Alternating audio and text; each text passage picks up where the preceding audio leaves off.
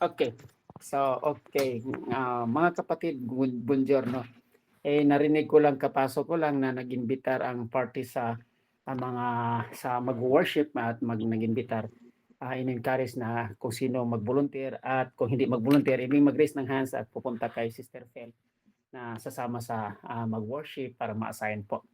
At pwede rin nyo na akong i-text, i-chat sa maimbitahan ko rin, babae, mga lalaki na rito na matagal na kung hindi ito competition mga kapatid ibig sabihin na feel niyo na pwede din kayong i-guide at dito tayo hindi naman tayo mag-preaching kundi mag-proclaim sa salita ng Diyos at gaya sa ginagawa natin na ipaliwanag natin ang salita ng Diyos. Pwede po.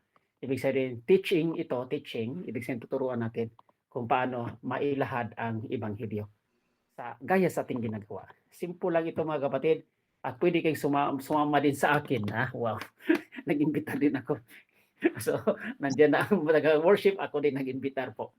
So, kami si Melvin, ako, mga kababayan at mga kalalakihan, pwede po kayo sumama sa amin din kasi para maaral-aral natin ano mga step by step na madali din natin na ma-explain ang ebanghelyo at yung mga pagbasa. Okay? So ngayon, titingnan natin kasi mayroong naka-record na ating kapatid alang-alang sa kagandahan ng pag-alaala sa lahat ng mga ating mga dadaanan, ma-recall at marinig uli. Kakaiba ang ebanghelyo ngayon at yung pagbasa ngayong araw na ito. Mula sa Oktaba, yung after the 1 week celebration of the Easter, bumalik na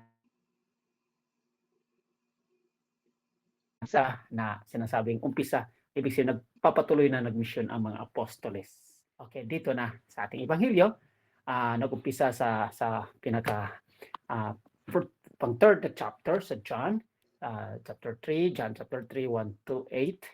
Okay, so importante ito kasi sa John chapter 3, 1 to 8, kung isa-isahin natin, babakasin natin, ay talagang nandyan yung sinasabing may pumasok, nandoon si Jesus sa isang gabi at palihim lamang na pumasok sa eksena at lumapit kay Jesus. Kasi palihim, kasi patago, kasi baka may makakita kasi kasama siya sa mga leaders doon sa mga Hudyo, si Nicodemo. Nicodemo po ay isang rabbi na nagtuturo sa batas. So, ganun, para hindi siya malata at hindi pa siya, kasi hindi pa siya tunay o totoong, ibig sabihin naging disipulo ni Jesucristo tagasunod, mayroon pa kasi, nandyan pa kasi siya na anong tawag doon, official pa kasi siya sa gobyerno ng mga eskriba na yan, kaya nga ayaw niyang mawalan siya ng sahod. Ma-terminate siya agad sa konteksto sa Pilipinas. Ayaw sa mga ganyan ayaw pang magsabi ng totoo kasi nandyan pa nagtrabaho pa sa gobyerno. Yun po, yung mga ganyan po. Okay, yun ang nangyari kay Nicodemo. Palihim, okay, pumasok sa eksena at lumapit kay Jesus at nagtanong. Okay, importante ito.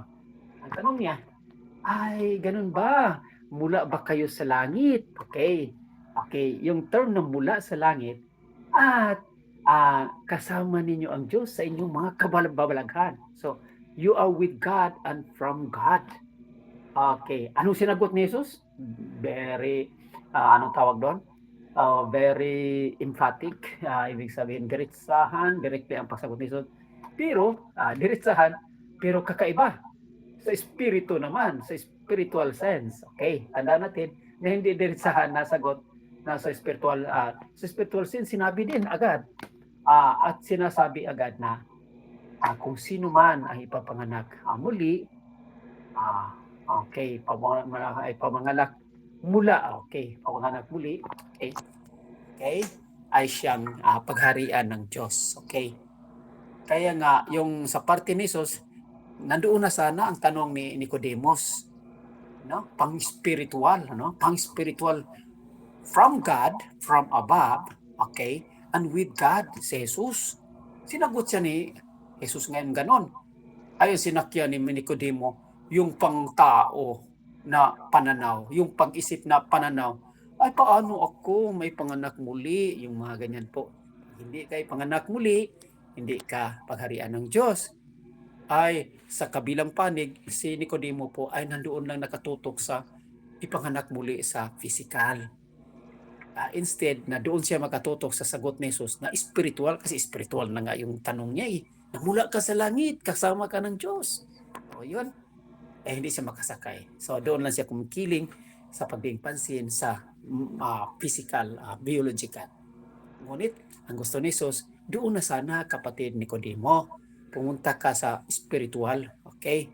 Ganun pa rin tuloy-tuloy ang discussion na hinog sa verse 5, verse 7, and verse 8. Tandaan natin ito, importante itong chapter na ito, chapter 3, from verses 1 to 8, kasi dito ipinapadandahan ni Jesus ang pamagabuhay muli mula sa itaas with God, okay, from God, from above.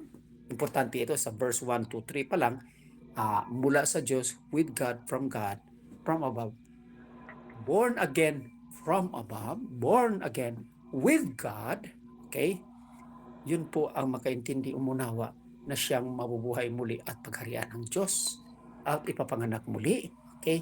There is a new birth, new birth.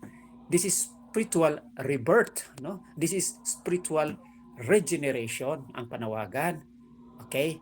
So, klarado na sana yung puntarya ni Jesus ay bumalik na naman sa sinasabi nga natin kay Nicodemo doon sa physical na kapanganakan.